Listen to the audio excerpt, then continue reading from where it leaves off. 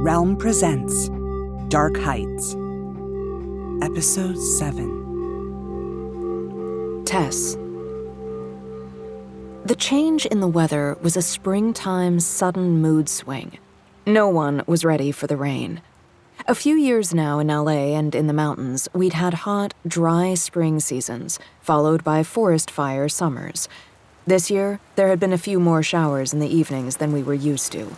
Then, one afternoon out of nowhere, the sky filled with clouds that seemed to have gathered in a moment before a storm of biblical intensity opened up over Park Heights. I was at Mrs. Markova's house, halfway through my Green Machine Workday's delivery route, when the downpour started. I sat with Mrs. Markova at an uncomfortable wrought iron table and chairs in a little atrium addition at the side of her house where the walls and roof were greenhouse glass. We drank apple tea from delicate porcelain cups ringed red-brown with ancient stains. She had been telling me a story about her circle of bohemian artist friends in Moscow in the 60s. This was before she had defected to the U.S., a story that involved an awkward amount of casual sex. All at once, the rain was hammering down on the atrium glass, and we couldn't hear each other even if we shouted. We retreated to the kitchen, where Mrs. Markova poured out 2 small glasses of vodka, one of which I would refuse, as usual. "I like this rain very much," she said, drinking down first her vodka, throwing back her head as she did it, then doing the same with the one she had poured out for me. "It makes me think of a poem. Do you know this poem? Je suis comme le roi d'un pays pluvieux, riche, mais impuissant, jeune et pourtant très vieux." I knew that Mrs. Markova had been a famous poet in Russia, and in the U.S. as well, after she and her husband had come here. "Did you write that?" I asked. "In French?" She smiled. No, that's not me. It's Baudelaire. The poem says, "I am the king of a rainy country, rich but powerless, both young and very old." But it sounds better in French, doesn't it? Everything does. There was a brief lull in the conversation, and I took my opportunity. "Unfortunately, Mrs. Markova, I really have to go. I've got a few more deliveries, and you've put up with me for too long." "Backwards, of course," she said. "It is you putting up with me." "Not at all. And thank you for the tea." Before I could get away, she took hold of my arm with surprising strength. She really was a tiny woman, but it was like there was more force of life in her than in most people. "You have not told me about meeting a boy." I blinked rapidly. How did she know? "Well," I said, "nothing's really happened yet, but I guess I did meet someone." "Ah, I knew I was right. I thought, today Tess is different. There is more lightness in her." I laughed. "I like him. We're going on a first date, more or less, tonight." "Oh, yes," she said. "This is very good. So good for you. I'm happy." "As long as you're happy, Mrs. Markova," I thought sarcastically, an uncharitable thought that I shook off, instead saying, "It's been a while. I'm a little nervous." "If you are nervous, he is terrified," she said. "I doubt that. He's a cool customer, this one." She gestured at me, head to toe. "You are a lovely, perfect girl, even if you think maybe not so much. Trust me to say this, he is in chaos inside, all of today before coming to see you." "Yeah," I nodded. "You're right, he'd better be in chaos inside." "There, now that is acceptable attitude for first date," Mrs. Markova said, sounding pleased with herself. My next delivery of the day was the Mayfair Bed and Breakfast. Actually, Mona had mentioned them that morning, Jenny and Karen. Apparently, Jenny had called in the day before to cut their order in half, and she had sounded miffed about it, so I was supposed to do a little spying to see what was going on. I think I had suggested to Mona that she just ask Jenny herself, but Mona had shaken her head and left me to my work without another word about it. I recalled there was some kind of history between these 3 women. Small towns. You can't escape the melodrama. I drove cautiously through the crazy rain from Mrs. Markova's house to the bed and breakfast. The roadmaster wasn't always my best friend in bad weather. Thankfully, Jenny and Karen's place has a veranda out front where I took shelter after lugging the box of groceries from the back of the car to the front step. Jenny answered the doorbell, which was odd. It was always Karen who came to the door, to the point that I'm not sure I'd even met Jenny before. Except that Jenny said hi, Tess, to me like we'd known each other forever. I gave her the invoice, and she gave me cash for it, plus the usual generous tip that I always felt like giving back to them. "Everything okay?" Jenny said to me. "Oh, yeah, of course," I said. "Okay, see you next time, Tess," Jenny said. I was turning out to be a complete failure as Mona's spy. Oh well. "Mona wanted me to ask you something," I said to Jenny before she went back inside. "She did? And what would that be?" This wasn't going well. "Just that you've cut down on your order." I had hit on a business angle as a line of inquiry, and I went with it. "She just wants to make sure you're happy with us, that everything's going okay." "I see," Jenny said, nodding slowly. "Well, Karen has an old friend staying with us for a while. We decided to cancel our bookings and take some time off from bedding and breakfasting, just to visit." Jenny seemed to read my mind and head me off before my follow-up question. "No, it's not anyone that Mona knows. Like I said, it's an old friend from before Karen moved out here." Jenny's tone of voice was becoming increasingly terse, and I was becoming thoroughly mortified by this whole situation. "I didn't mean to pry or anything," I apologized meekly. "Just tell Mona not to worry. It's not her place to worry, not for a long time now. Bye, Tess." And she turned back inside, closing and locking the door. Heading back to beach from the B&B, I thought I saw the Severins' black Mercedes turn down Mayfair Street, but someone cut me off as I pulled up to the intersection, and I lost the Mercedes, if that's even what I'd seen, into the interruptive rain that filled the rearview mirror. Could be Will Severin, I thought, or Mr. Severin, Marius, or even Lina on some errand in town. In fact, Lina was supposed to meet me at my house after work to help me get ready for the date with Zach. And sure enough, she was right on time. The sleek black Mercedes with its tinted windows pulled up at 5:30 sharp, and Lina rocketed out of the back seat, holding a plastic garment bag over her head as she sprinted through the rain to the front door. She looked like she had been outside all day. Her hair was soaked, her cheeks held high color, her eyes were fever bright. I wanted to ask her what she'd been up to, but she thrust the plastic garment bag right at me, and my train of thought derailed. "Here," she said breathlessly. "It's for you." "What is it?" "For you to wear, dummy." The last time I had seen Lina had been the night of our quest to get drunk, the night that concluded at Crazy's, when I had agreed to go out with Zach. I remembered, just then, seeing Lina again, how she had run out of the diner after the older black man who, apparently, had been giving her some kind of tarot card reading. Zach had said, "What exactly is happening right now?" as we watched her confront the tarot reader in the parking lot before the man eventually turned and walked away, leaving her standing there alone. I had gone out after her. She wasn't upset exactly, and I didn't know what had gone on between them, but I thought she seemed freaked out by what had happened. There was an overcharged brightness in her eyes, and I saw that her teeth were chattering. "I have to go home," she said. "Right now." "I can call us a cab," I said. "But Lina, what's going on? Are you all right?" "How long will a cab take?" "A few minutes at least. I'll call one now." She was shaking her head rapidly. "I can call my driver instead." And just at that moment, a taxi with its lights on cruised us on Beach Boulevard, slowing down. I hailed it, and Lina got in, and that was it. I made my way back to Kevin Cho's, where my car was, and I crashed at his place, after, I'll admit, having a few more beers with Kevin and France and the guys from White Mask, who were nowhere near finished their night of inebriation and were disappointed that I'd somehow let Lina slip away from them. Lina, in my house a few days later, took off her coat and boots and followed me into my bedroom. My mother wasn't home. I would have guessed she was at the wellness center, doing whatever it was she did there. I felt awkward with Lina just then.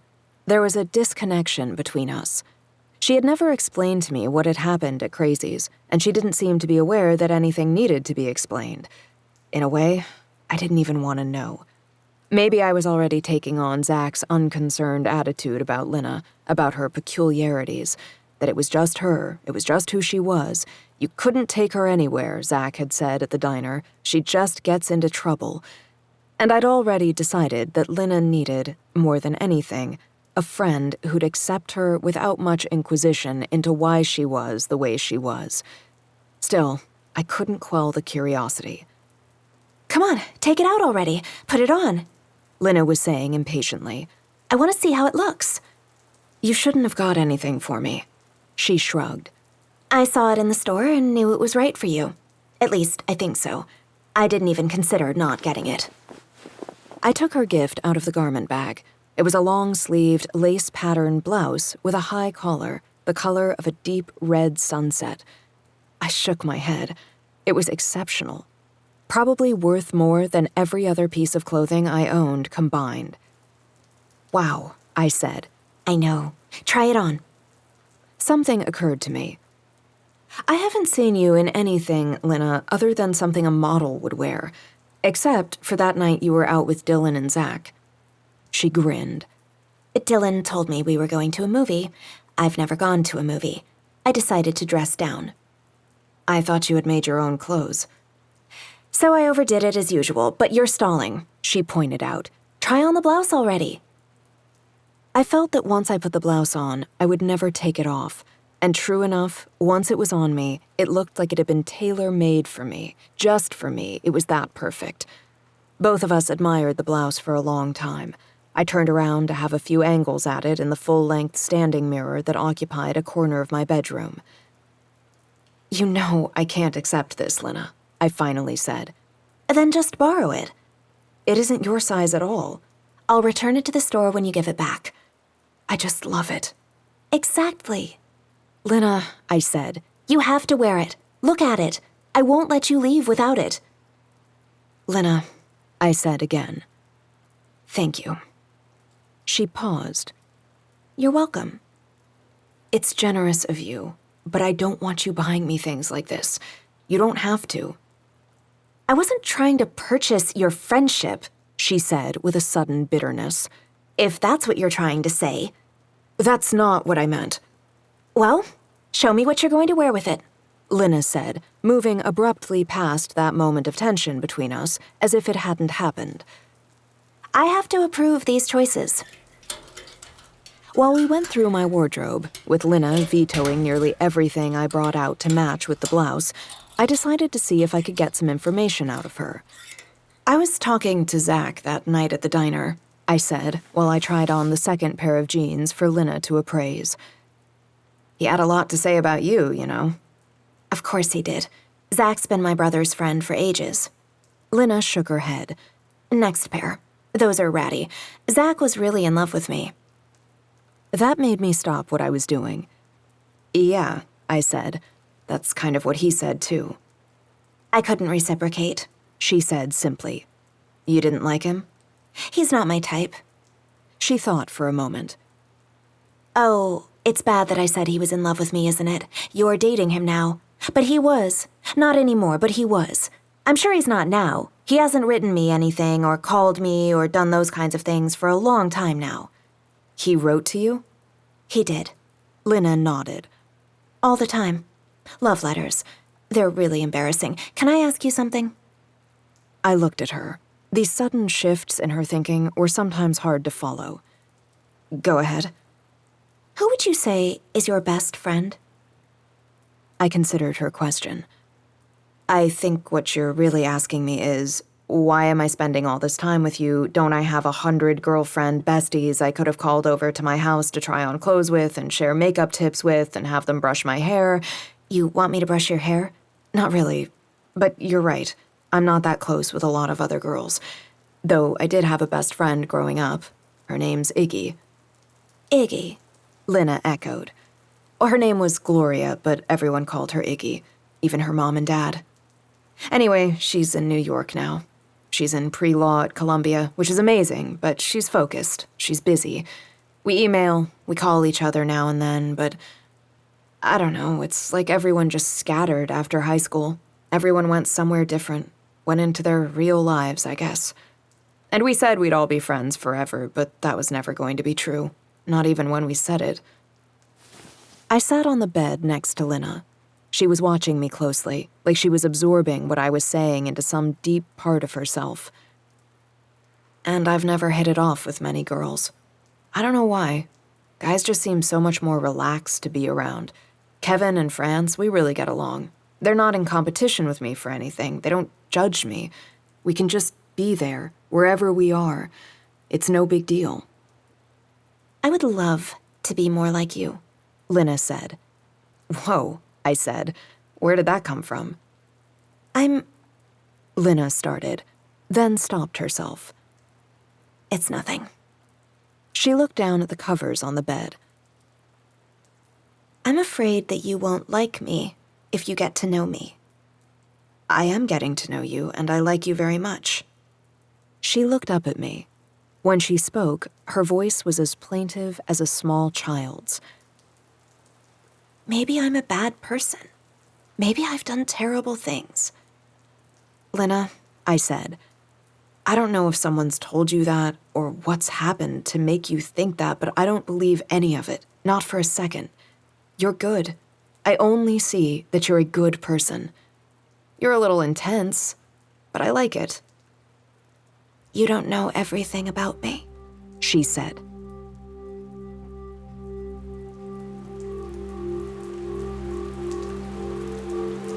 I held my breath. The silence exploded. He shouted. I screamed. His arm came at me from behind the tree. His hand went into my hair and yanked my head back, bashing it against the tree trunk. My vision swam. I tasted blood in my mouth. How had he come up on me so quietly? I'd been listening for him. I thought I'd lost him. I thought I was free. I twisted myself away from his grasp, feeling hair torn out by the roots. I was screaming, snarling like an animal. This was a fight for my life. The knife, the black-bladed hunting knife, was in his other hand. It would cut me open now. Any moment now, I could feel its desire to cut me open. But I got away again. I looked back and saw strands of my hair between his fingers. He was circling out from behind the tree. I tried to move. I could hardly move. The blow to the head, or the fear, the paralysis of fear that flashed like lightning through me, pinning my feet to the ground. I was going to lose. I couldn't run anymore. Good, I thought. Good. Just want this to be over. I'm all jittery, he said. He was close. He was right behind me. I've got goosies. Just as I gathered myself to make another run for it, he took hold of me again, pulling me off balance. The front of his knee rammed into the back of mine, and he forced me down to the ground with his hand wrenched into my hair, pushing my face into dirt and loam and moss. Then he let go, turned me onto my back. He was crouched down, his knees digging into my stomach, pinning down my arms. I couldn't move, could barely breathe. His face was above me. He said, I'm happy, really happy. It's like it's our wedding night. The tip of the knife went to the front of my dress. Not cutting me open. Not me, not my body. Just clothes. This dress is indecent. You're better than this. Let's take it off. No, I said. No, no, no. The fight had come back. I pushed at him. My legs kicked. I twisted, heaved, bucked at the weight of him crushing onto me. No, no, no, no, kept pouring out of my mouth, getting louder, surging to a scream. Stop it, he said, holding me down. I shouted, no, never, no. Stop being bad, he said. My arm came free. My hand flew up and I clawed him across his face. His head tilted back and he howled. Then he bore down. His knees pressed into my chest, one hand closing around my throat, squeezing everything out. No breath, nothing left.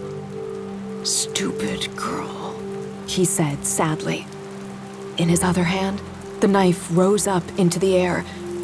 Then it plunged down.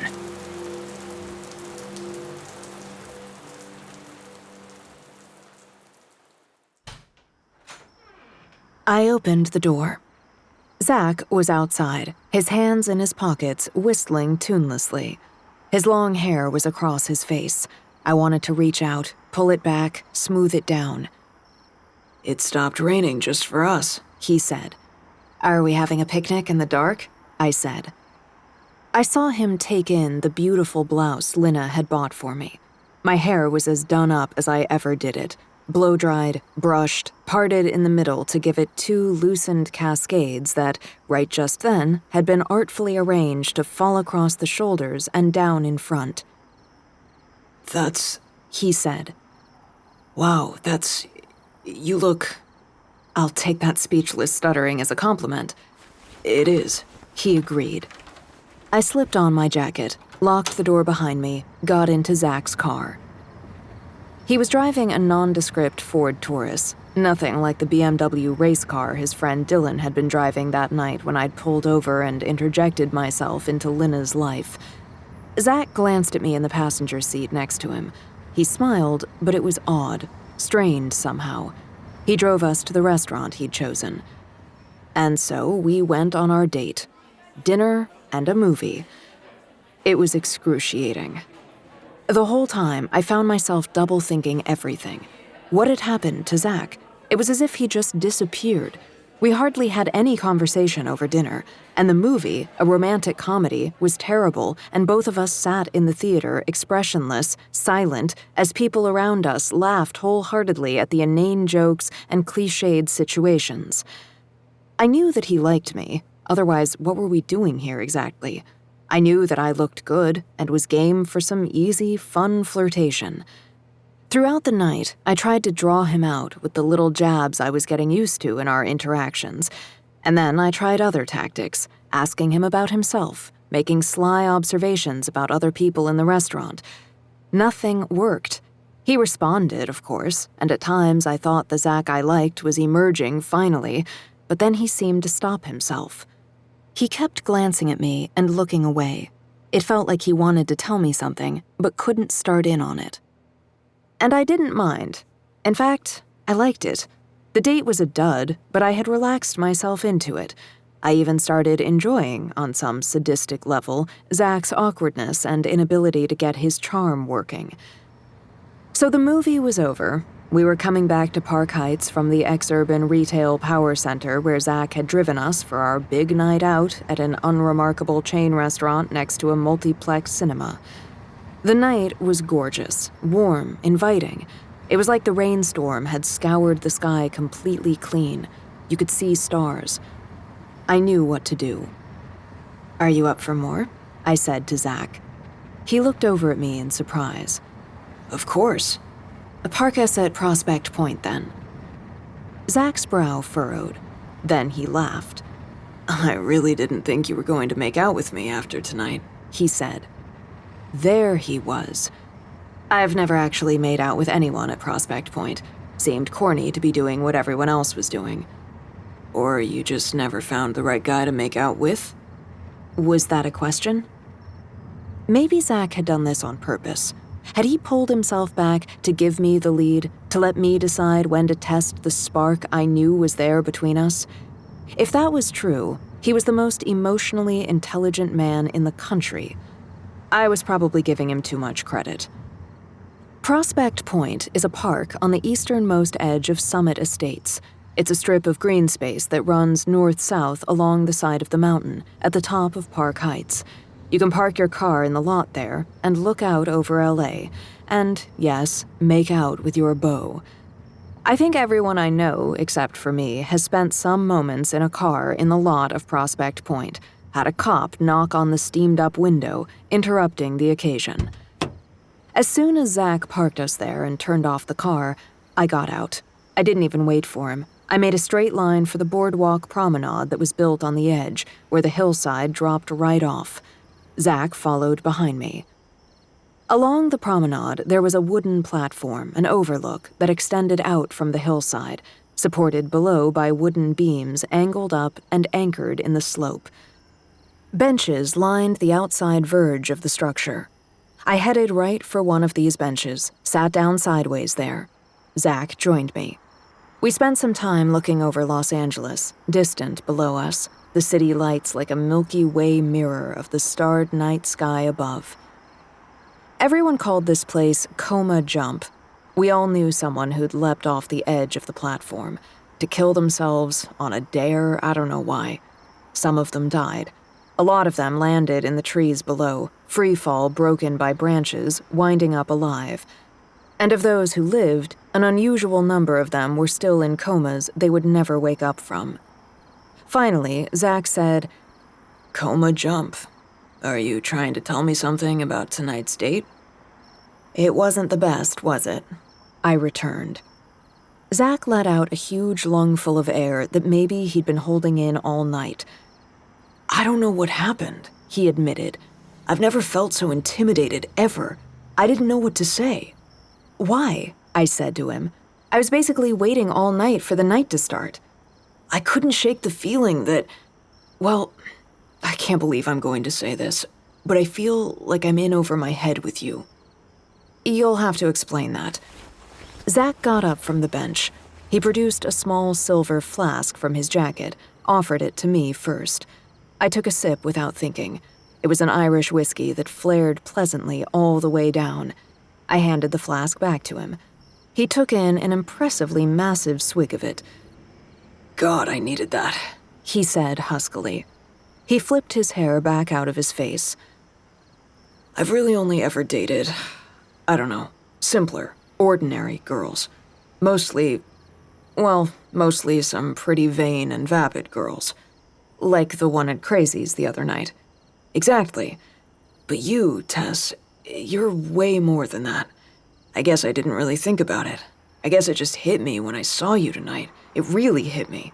You're way more than I'm used to. I froze. Like I had no idea where to start. And, actually, there's something else." "Go on." "Did Lena maybe choose that shirt for you?" I said. How the hell would he know that? That's exactly the same shirt that she wore once." He sighed. "I see," I said. Although I didn't. Lena had some explaining to do. Maybe I'm a bad person, she'd said to me. Was this what she'd been talking about? "There was a dinner party at their house," Zach was saying. "At Arson. This was a few years ago. It was right when I was thinking about her all the time, when I thought I was in love with her. That was the shirt she wore at the party. How could I forget it? I was trying not to watch her all night. Then I was coming back from Will's room. I think I'd gone in there to get something from him, a book I was borrowing. She was in the hallway, in the dark, waiting for me. And she asked me to kiss her. She took my hand and forced it up underneath her shirt, over her bra. It was so strange, almost violent. But I didn't kiss her. I couldn't do it. It wasn't right, even though it was the only thing I wanted in all the world at that moment. It just felt wrong." "Seriously, Zach?"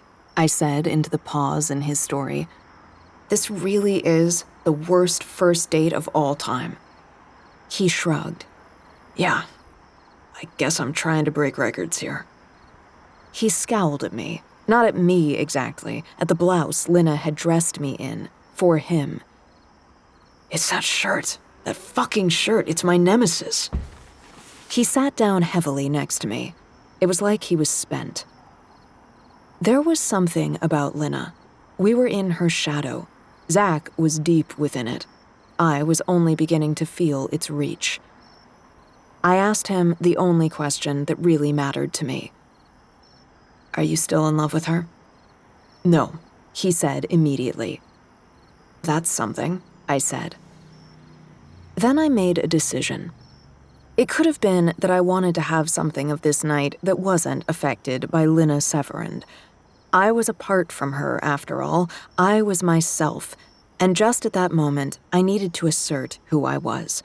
I needed to feel the weight of my own past, feel it as real and solid as skin and flesh and bone. I decided to tell Zach about my year in LA. They were words I hadn't spoken to anyone since I'd moved back to Park Heights. "My boyfriend left me last year," I said. He thought I cheated on him. It was the only place to start. Far away and far below, the city itself, Los Angeles, glittered like a promise. And I loved him. I thought I loved him. Zach shifted next to me. It felt like he had moved closer. "I moved to LA," I said, "the week after I graduated from Pali High. I couldn't wait. Already I had auditions lined up. A few of them were from my mom. Of course, she had to have a hand in me following in her footsteps, but she doesn't really have those connections anymore. There were auditions I had found on my own, and those were the ones I was excited about. They were for 1 or 2 theater productions going on in the city. Nothing important, nothing major, but I wanted them. More than anything, I wanted to start. I wanted to be on stage. I had some other auditions for commercials, some walk-ons, and I was committed to those too, of course. I was serious about it. I was going to be an actress. And I met Mark. All those auditions, even if they didn't lead to parts, led to parties. I mean, you know how it works. You show up at parties and meet people, and you're networked. You're known. You're on your way. And I had a name. Tess Bellamy, Barbara Bellamy's daughter. And hey, she can act, and wow, she looks like her mom. So Mark was at one of these parties in Beverly Hills at someone's obscene house where there were 3 pools. Mark's a writer. He has all these screenplays in development, and he'd had a run on an HBO show. He's older than me, but I didn't care about that. I loved his humor and his intelligence. I moved in with him. It was probably only a few weeks after I'd met him. Things had gone so fast with us. That's how I was. I wanted everything, and I wasn't going to wait for any of it. After a few months of auditions, I finally got a part in a play. It wasn't well received, but I didn't mind. I loved doing it. I had to play a hooker with a heart of gold, but so does every girl at some point. It's a rite of passage. Then I landed a commercial. It was for home insurance. I was the professional at the call center, answering someone's hysterical emergency phone call with expertise and reassurance. It was all going so well. It really was. But I wasn't myself. I don't know where it came from, but all I could think about was making it, getting parts, being on film. Nothing else made me happy. I wasn't happy, I was driven. If I stopped to think about who I was, a year out from high school, how different I was from that other girl, she was me, but she was sweet, shy, and troubled, I looked back with hate in my heart. I wanted to erase who I'd been before. Mark was working with a producer on one of his screenplays, and I got a face-to-face with him. This was a younger guy in Hollywood, like Mark was, and these were the guys everybody wanted to work with. They were hotshots already, hands in all these different projects, the future of show business, etc. I met the producer for dinner. He wasn't what I'd expected at all. I mean, he was more like a fan or a nerd at a convention than some rising star Hollywood insider. He kept ordering drinks for us while talking at me the whole time about this part he had for me, a part in Mark's script. I was eating it up. And I was drinking up martinis, bottles of wine, shots of tequila. Of course, I wasn't even legal to drink. I was 18, but it didn't seem to matter to anyone. We took a taxi back to his place. I don't even remember agreeing to go back to his place. I kind of came to my senses on the walk up to the front door of his house in Malibu. I'd go inside with him, I decided, but I'd call Mark right away. I'd call another cab. I'd get myself home. Right inside the door, the producer grabbed me, pushed me against the wall, kissed me with, well, a lot of force. I got away from him, pretending it wasn't anything. "You've got the wrong idea," I said to him. "I've got a boyfriend. You know I've got a boyfriend because he's your writer." I was laughing like nothing had happened. Nothing was ruined. The producer grabbed my arm again, and this time he got his fingers in my hair and he pulled it Hard, like he wanted to hurt me, like he was out of control. Zach made a sound. I realized I'd been talking straight through what I wanted to say without stopping, as if stopping would mean I wouldn't start again. I got away, I said, and put my hand on Zach's arm. I got away. He wasn't a big guy, this producer. He wasn't that strong. I got away. I got home. By the time I got out of the cab and went up to our apartment, I had already convinced myself I'd escaped pretty much unscathed from it, from this inevitable thing that comes when you're 18 and there's power on one side, not your side, and you want what you want and the man with the power wants what he wants. I wasn't unscathed, though. The producer started telling everyone a different version of what had happened. In his version, I had begged him for sex, and he'd had no choice but to fuck me because I was insatiable. And later, when my mom's health took a bad turn, when I was alone in LA before I came home, it kept returning to me, what that man had done to me that night. I couldn't shake it. I couldn't get over it. I would lie on the floor of the apartment all night, not sleeping, staring up at the ceiling, and what happened that night happened over and over again in my mind.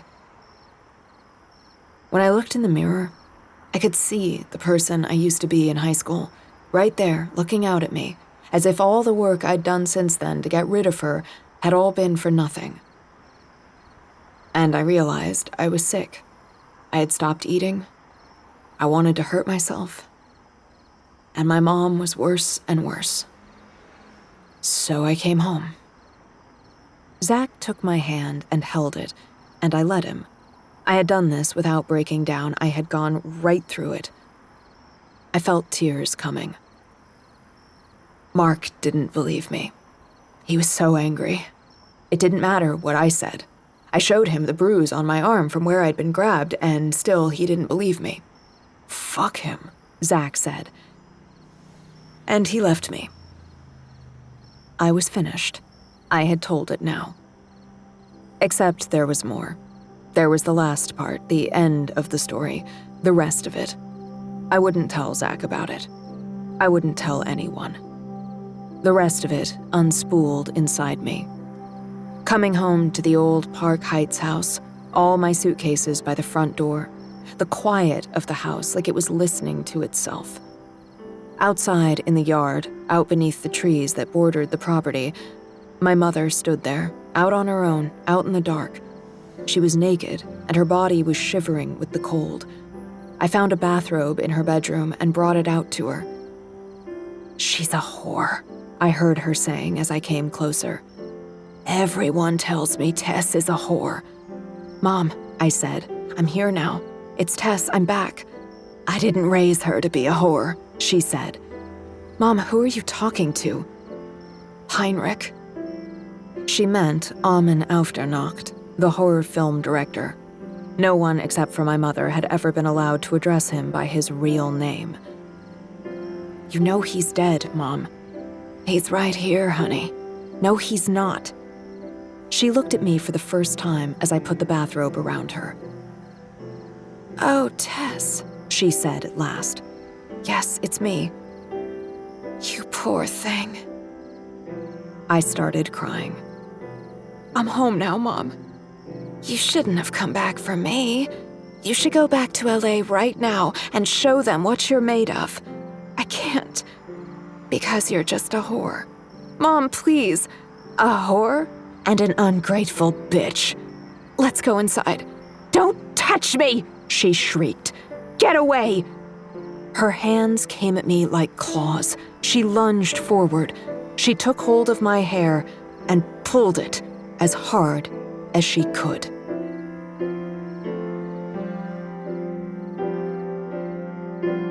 You're listening to Dark Heights by C.D. Miller, starring Dion Graham, Julia Whalen, and Neil Helligers. Produced by Realm, your portal to another world. Realm, listen away. Dark Heights is created and written by C.D. Miller. It is produced by Haley Wagreich and executive produced by Molly Barton. Audio production, sound design, and editing by Amanda Rose Smith. Original music by Chris Miller.